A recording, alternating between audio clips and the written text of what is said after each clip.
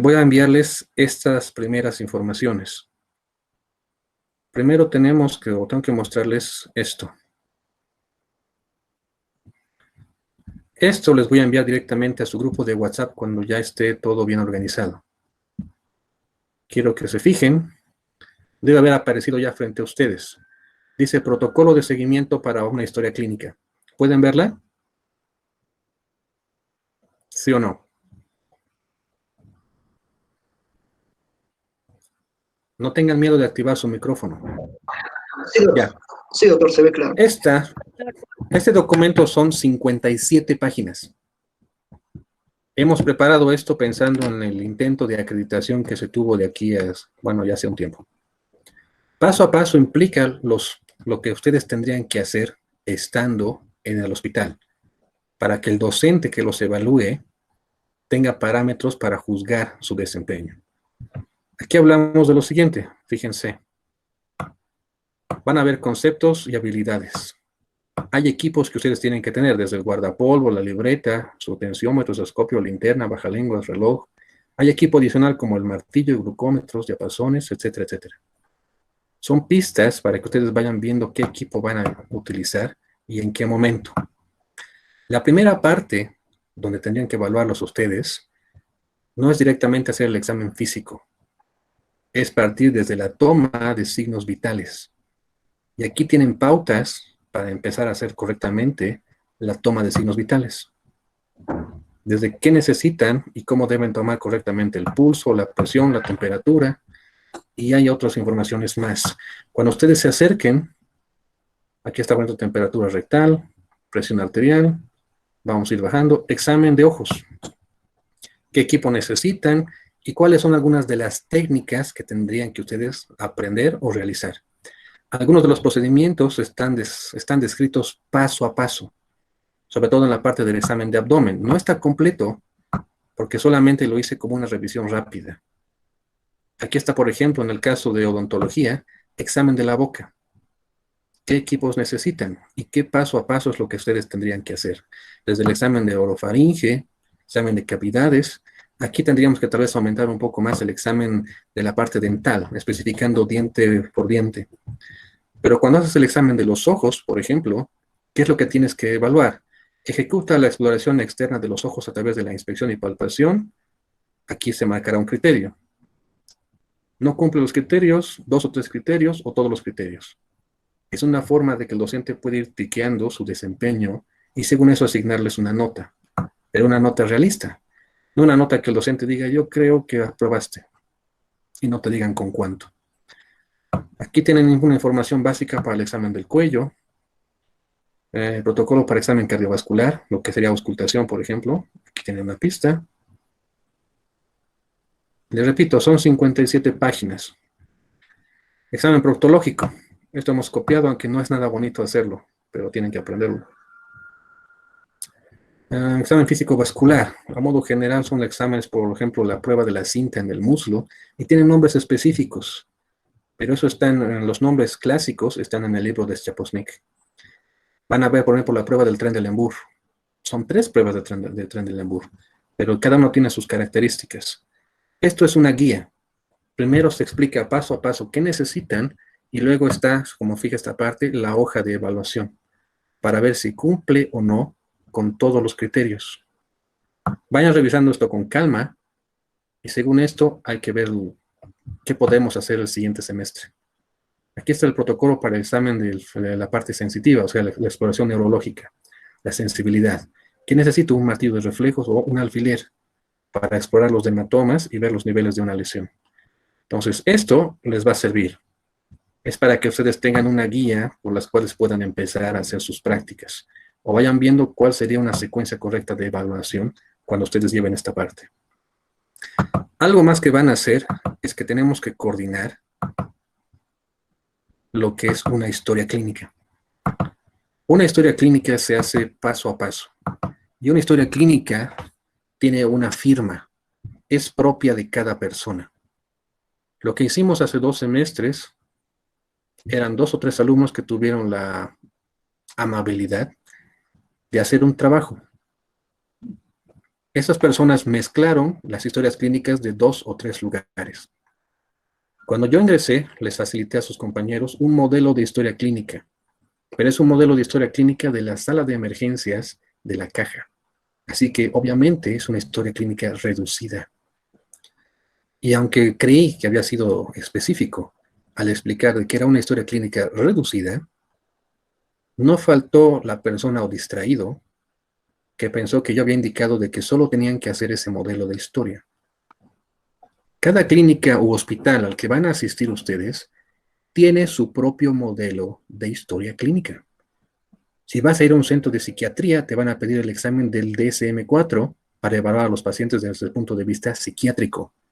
Eso es lo que más les interesa a ellos. Si vas a rotar en un centro gastroenterológico, la historia clínica que desarrolles tendrá que ser muy minuciosa en la parte de gastro. Entonces implica que ustedes tienen que adaptarse.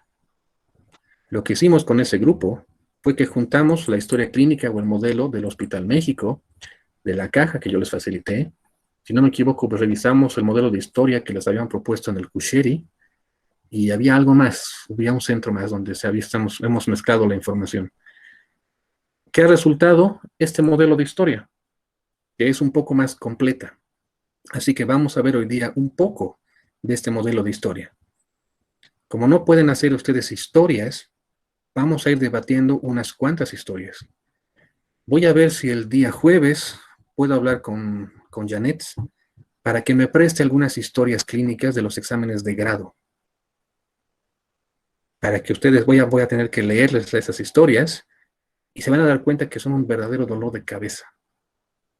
Si vas a pasar la materia de semiología y después medicina interna, no es para que hagas una historia clínica en un mes. Es para que hagas unas 4 historias clínicas por semana, como mínimo. Cuando ustedes vuelvan a un hospital, tienen que hacer por lo menos 4 historias al día para nivelar el tiempo que han perdido. ¿De qué se trata una historia? Primero, es un documento legal. Si el paciente falleciera justo saliendo del hospital, esta es la última información que tienen del paciente. Y si ha sido escrita por ustedes, va a haber un seguimiento y un proceso, y a ustedes los pueden involucrar. Si es un documento legal, lo primero es que tienen que tener cuidado con lo que se escribe, con lo que se borra o con lo que se tapa. Está prohibido utilizar un corrector. Segundo, la letra tiene que ser legible. Y lo digo en serio. Aquí hemos mezclado para que la información sea fácil de entender para ustedes que están comenzando. Cuando tú vas, registrarías, por ejemplo, el hospital o la clínica. Podrías colocar aquí Hospital de Cusheri o Hospital México, digamos. El servicio podría ser medicina, cirugía, pediatría o gineco. Tienes la sala, la cama, la fecha de ingreso o la fecha de egreso. Pueden colocarla ahora también. Está el nombre y el carnet. Algo que no hemos puesto aquí es el código de la historia, porque no la están utilizando en todos los lugares, solamente donde tienen seguro.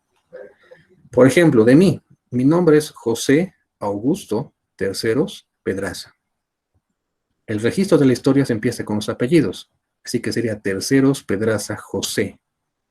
Las 3 primeras letras son parte de mi código, así que mi historia clínica o mi folder empezaría con T, P, J. El número que aparece a continuación se relaciona ¿con qué? Con el día, el mes y el año de nacimiento. Y ya está. Eso es todo. Cuando combinas los dos, tienes el código de un paciente. Así que si se pierde tu historia, preguntas el nombre, generas el código y lo puedes buscar en el depósito del hospital. Hablamos del lugar de nacimiento. ¿Esto en qué tiene que hacerlos pensar? El lugar de nacimiento puede relacionarse con enfermedades propias de un lugar. Si, por ejemplo, ustedes que están aquí en Bolivia fueran a Estados Unidos, a Minnesota, lo primero que van a preguntar es, ¿de dónde es Bolivia? ¿Tienes prueba de Chagas? Porque piensan en eso directamente cuando piensan en nosotros.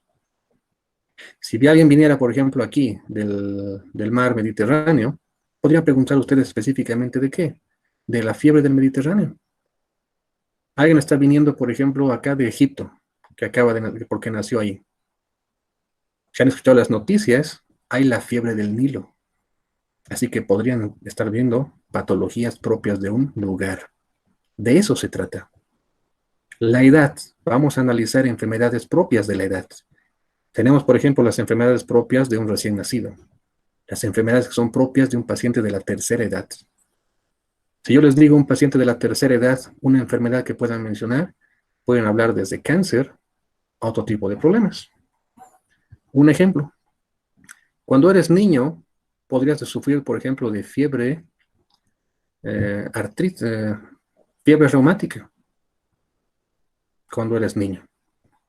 Cuando tienes una edad media, sería artritis. Y cuando eres de la tercera edad, tendrías artrosis. Es una enfermedad que va cambiando con la edad. El género. Hablamos de varones y mujeres. Enfermedades propias de un sexo. Un ejemplo, por ejemplo, es la gota. La gota se relaciona con el depósito de ácido úrico. En los varones se relaciona más fácilmente a pensar que el varón consume bastante carne y toma cerveza. Eso lleva a que los riñones eliminen una cierta cantidad de ácido úrico, que se deposita en ciertos lugares y aparece la gota. Y no hay gota en la mujer, solo en el varón. Hay enfermedades que solamente le dan a uno u otro sexo. Así que vamos a ir analizando esto poco a poco en las siguientes clases. Domicilio, teléfono, profesión. La profesión implica que hay enfermedades propias de tu trabajo. Ustedes van a ser médicos, ¿a qué están expuestos? A todo. ¿De qué pueden enfermarse? Está el estrés. La profesión del médico implica el mayor índice de suicidios de todas las carreras. En este momento están más expuestos a enfermarse u otras cosas. Así que es un riesgo. Si yo les pregunto a ustedes, por ejemplo, ¿qué lesiones o enfermedades puede tener un albañil? ¿En qué van a pensar? Caídas, golpes, fracturas. Mala alimentación, así que puede haber incluso desnutrición. Si les digo que van a pensar de enfermedades de un chofer, una persona que está sentada gran parte del día, el asiento tiene la tendencia a calentarse, así que casi siempre piensas con problemas renales. ¿Qué más? Problemas de circulación en miembros inferiores. ¿Por qué? Porque está sentado gran parte del día. Entonces, esta historia ha sido mezclando información de uno y otro lugar, para que ustedes empiecen a hacer las preguntas y con esto empiecen a hacer el razonamiento. Tengan en mente de que cuando van a dar su examen de grado, el final, solamente les van a dar 3 hojitas con un sello. No pueden utilizar otra hoja extra. No les van a dar una historia que esté escrita. Van a ser hojas en blanco. Ustedes tienen que saber esta secuencia de preguntas paso a paso. Y algunas preguntas no están aquí. Por ejemplo, vamos a ir desarrollando esto primero. La primera parte de una historia se llama filiación y empieza con los datos que acabamos de mencionar. Luego empieza la fuente de la historia. La fuente de la historia es la persona que te está dando la información.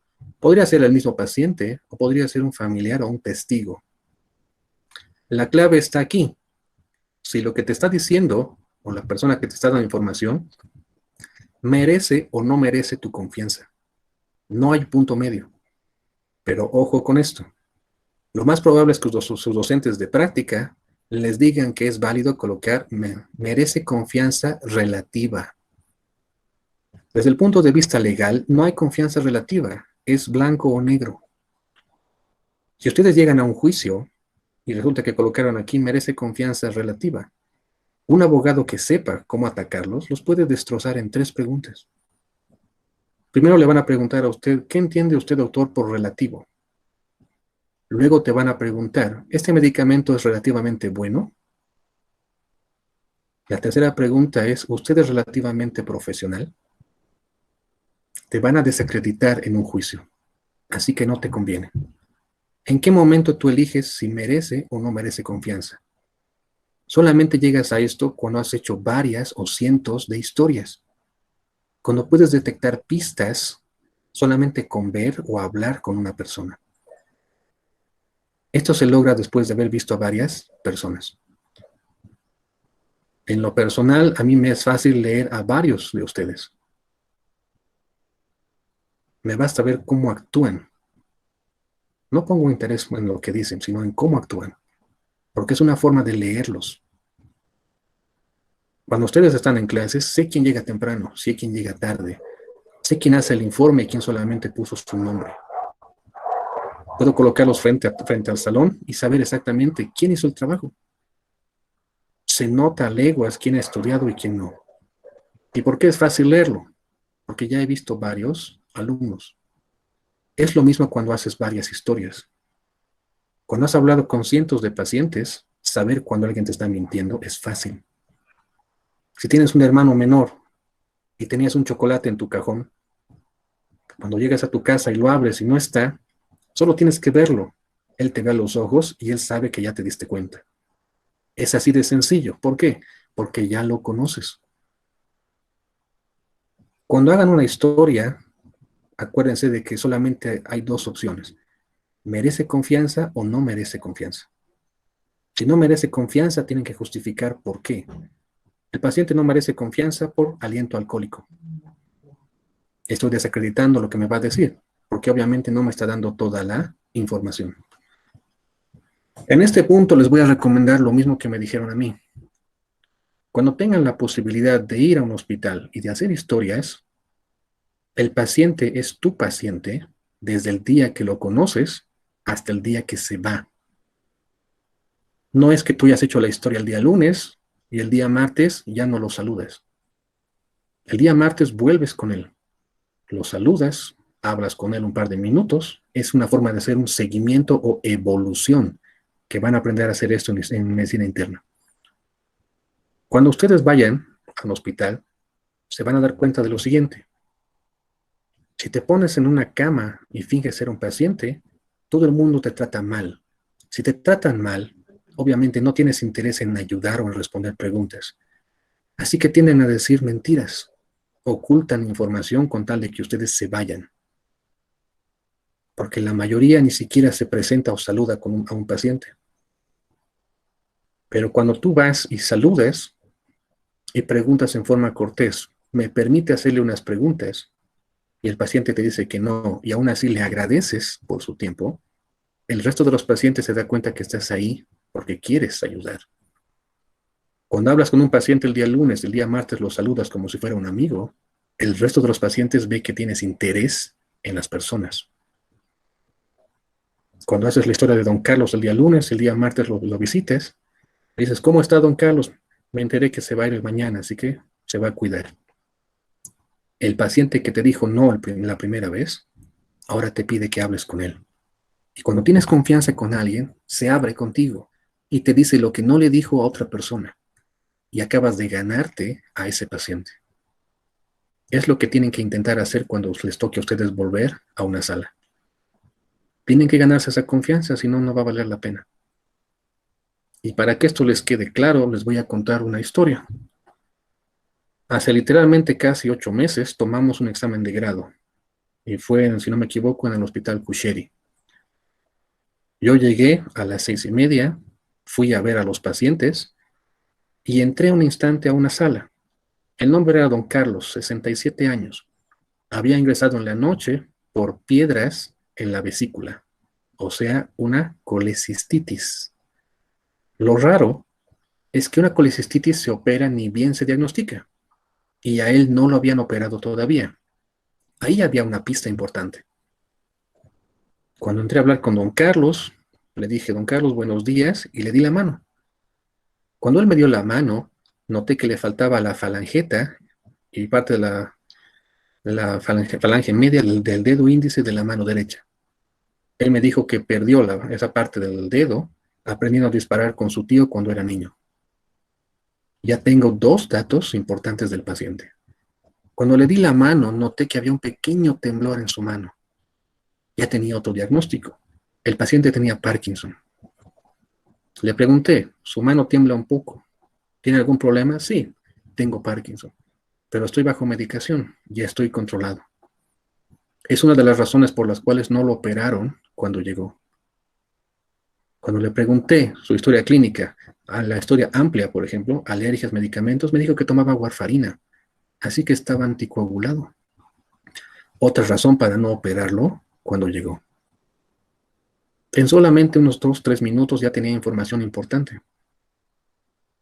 Cuando me despedí y dejé que un alumno entre a hacerle la historia, esa persona tuvo 30 minutos y después no me dijo nada. Lo único que me dijo del paciente fue su nombre y el diagnóstico de colecistitis. En su examen físico decía extremidades sin particular. Así que en su historia, el paciente tenía su dedo derecho completo. No había diagnóstico del temblor. No había información de la warfarina. Ni siquiera le hizo la historia o el examen físico al paciente. Yo pedí que ese alumno reprobara y reprobó. ¿Y qué creen? Era su segundo intento. Si ni siquiera le diste la mano a tu paciente, ¿qué clase de médico vas a ser? A veces no vale la pena. El motivo de consulta es la razón principal por la que fuiste al hospital. Y ojo con esto, porque van a tratar sus docentes de que ustedes entiendan. Imagina que tú estás en tu casa y resulta que tienes una molestia en el pie, tienes un uñero. Y eso es el día lunes. Pero por un uñero no vas a ir al hospital. El día martes te lastimas la espalda levantando algo pesado. Ya tienes una lumbalgia. Pero por esa lumbalgia no vas al hospital. El día miércoles comes algo en mal estado y tienes deposiciones diarreicas. Pero aún así decides no ir al hospital. El día viernes sientes un fuerte dolor en el pecho y no puedes respirar. Entonces sí vas al hospital. ¿Cuál es su motivo de consulta? El último. Es lo que lo llevó al hospital. Pero si intentas anotar aquí más de una cosa, la enfermedad actual se hace sumamente difícil. Si el motivo de consulta fue el dolor precordial y la falta de respiración, tengo que desarrollar ese problema aquí. Y después de que lo he desarrollado, recién puedo ir mencionando su uñero, su infección digestiva o incluso el dolor en la espalda. Pero primero tengo que desarrollar esta enfermedad actual. Si recuerdan lo que vimos en soporte, lo que era la historia clínica del dolor, el OPQRST o el Sócrates, es lo que utilizas para desarrollar la enfermedad actual. Si aquí tienes un dolor en el pecho, se nota con las palabras del paciente. Y aquí en la enfermedad actual pones dolor precordial. El paciente puede decirte, doctor, me dolía el pecho y sentía que tenía algo pesado, no me dejaba respirar. Trata de anotarlo con las palabras del paciente. En enfermedad actual tendrás que ponerlo en términos médicos. Aquí no es dolor en el pecho, es dolor precordial. No podía respirar, sería disnea respiratoria. ¿Ya? Entonces vamos a ir viendo modelos de historias para que esto lo desarrollen. Voy a prestarme historias para leerlas y que ustedes empiecen a analizar y desarrollar. Aquí hay varios antecedentes y vamos a ir viendo esto paso a paso. Hay patológicos, hay personales. Un dato que no está en otras historias y que siempre se olvidan ustedes es este: hábitos intestinales. Es preguntar a un paciente cómo está haciendo del cuerpo y la respuesta que no vale es normal. Lo que es normal para un paciente no es normal para otro paciente. Así que siempre pregunten por qué, cómo, cuándo. Si un paciente me dice que su alimentación está basada, por ejemplo, en frutas y verduras y que come poca carne, tú le preguntas, ¿y cómo está haciendo del cuerpo? ¿Cómo son las heces? Ah, normales. Ah, ya. ¿Las heces flotan? Sí. Entonces no comes frutas ni verduras. Las heces flotan cuando estás comiendo grasa. Así que fácilmente te das cuenta cuando alguien te está mintiendo. Son lo mismo los signos vitales. Cuando te duele, cambian los signos vitales. Si no te duele, están normales. Les voy a facilitar estos dos archivos para que los tengan en el grupo de WhatsApp. Y ya que con esto podamos empezar a revisar. Hasta aquí, ¿alguna pregunta que tengan? Pregunten. Aquí está para gineco, sistemas, examen físico, todo el cuerpo, por lo menos 5 diagnósticos que tienen que anotar, incluso para tomar en cuenta su conducta. Así que les va a servir en algún momento. ¿Alguna pregunta que tengan? Pregunten ahora. Doctor, una consulta. ¿Se anota todo lo que diga el paciente o podemos omitir alguna información que creamos no relevante? Idealmente tienes que anotar todo. Lo que yo hacía era entrar con una hojita doblada en 4. Te sentabas con el paciente y empezabas a hacer preguntas. Lo que era importante te anotabas. El paciente empieza a hablar. Hay pacientes que tienen lo que se llama verborrea. Empiezan a hablar y hablar y hablar y hablar. Le preguntas por qué le está doliendo su cabeza y te cuentan de su nieto, que bla, bla, bla. Siempre pasa.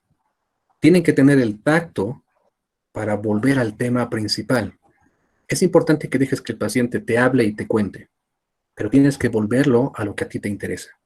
Cuando estás hablando con él y te da pistas, te anotas las pistas. Terminas de hablar con el paciente, le agradeces, sales afuera y tus apuntes los vuelves una historia. Les recomiendo, si es que no han visto, hay una película que es bonita, que es Conociendo a Forrest. No sé si la han visto, es con Sean Connery. Es una película en la cual él es un escritor y conoce a un joven que termina siendo otro escritor y le da una pista para ser un buen escritor. Cuando tú escribes una historia clínica o una novela, la primera vez que la escribes para ti mismo. Ser un buen escritor es tomar esto y reescribirlo para otras personas. Eso es lo que te hace un gran escritor. Es lo mismo en una historia clínica. Si solamente creen que es entrar y tomar apuntes y anotarlos a la por aquí pasó y entregar, no es una historia clínica. Una historia clínica tiene que permitir a un médico leerla e imaginar al mismo paciente que tú viste. Pero toma tiempo. A mí me han hecho rehacer una historia, si no me equivoco, unas 12 veces la misma historia. Al final yo le pregunté, doctor, ¿qué está mal en mi historia? Él me dijo, que me sigues preguntando. Ya la historia ya estaba completa y yo seguía dudando de cómo estaba. Pero me ha tomado semanas. Les va a tomar lo mismo a ustedes.